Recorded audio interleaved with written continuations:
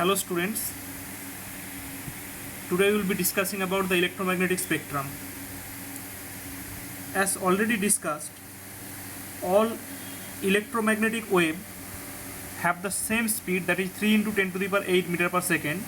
However, different types of radiations differ from one another in their wavelengths and therefore in frequency.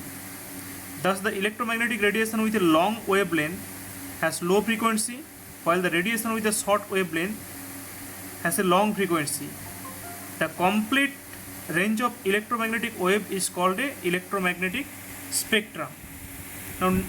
Now we'll be moving to the next slide, where we can show you that the diagram of the electromagnetic spectrum.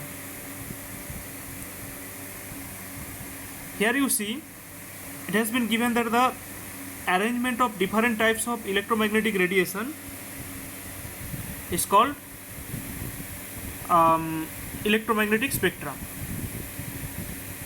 Now you know that it is interesting that the complete electromagnetic spectrum is shown here in this diagram, and different regions of spectrum are identified by different names. It is interesting to note that visible light, which human eye can detect, constitutes only small portion of the total electromagnetic spectrum. You can see that this is the part which only human eye can detect.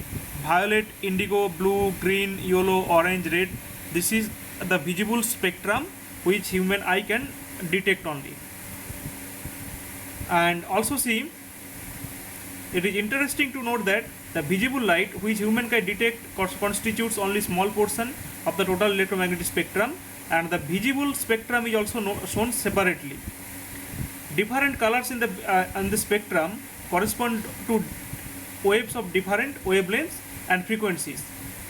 Out of the various colors in the visible range, violet color corresponds to the radiation of maximum frequency and minimum wavelength, while the red color corresponds to the radiations of the minimum frequency, maximum wavelength. And you know that the region just above the visible region is the ultraviolet region. Where is that? This is the region which is ultraviolet region.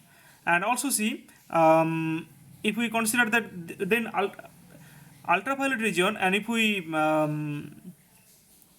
go to the wavelength, see that the wavelength of the X-ray is less than that of the ultraviolet region. The region just above the visible portion is the ultraviolet region of the spectrum, and these radiations are included in the sun's ray, although these are invisible. But ultraviolet's radiation on the beyond ultraviolet radiation on the side of the increasing frequency and decreasing wavelength, we have region of X-rays, and these are produced when a stream of electrons strikes a heavy metal target, and beyond X-rays come the gamma ray, and that originates from the radioactive substances, and then are the cosmic rays, which originates in outer sphere and continuously fall on the earth. The portion below visible region is the infrared region, and these produce high thermal effects and is heat radiation. Below infrared regions are the microwaves, and these are actually used in the telephonic circuits and for radar. And below this region lie the radio wave, and which have the lowest frequencies or highest wavelength and is used for broadcasting. Thus, the radio waves have the lowest frequency or the highest wavelength. The cosmic rays